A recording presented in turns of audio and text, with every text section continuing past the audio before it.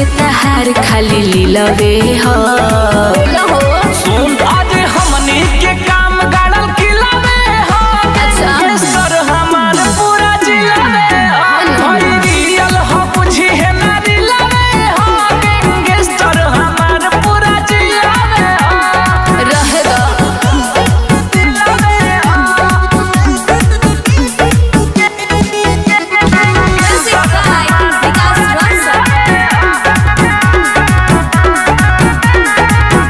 रंगदारी के भूत उतर जाई पाला पहरे जे सरकार से।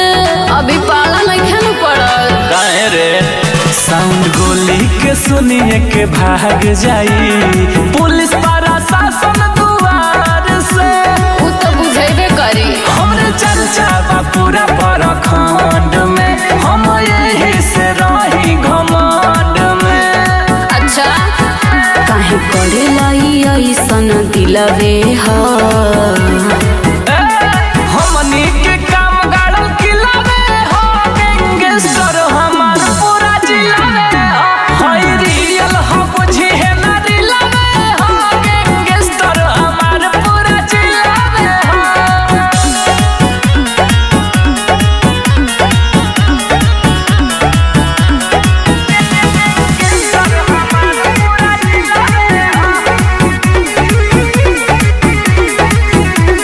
पढ़े के उम्र में काहे उठैल बिट्टू पंकज तू हथियार हो।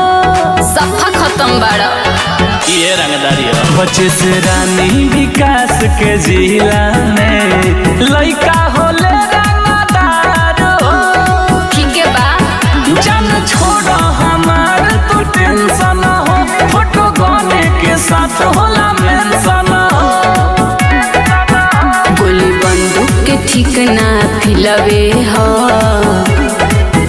एहो हमनी के काम गाड़ल किलावे हो। गैंगस्टर हमार पूरा जिलावे हो। रियल हो बुझी है ना दिलावे हो। गैंगस्टर हमार पूरा जिलावे हो। हाँ तो तू ही एगो बड़ले बड़ा जिला में ना तो का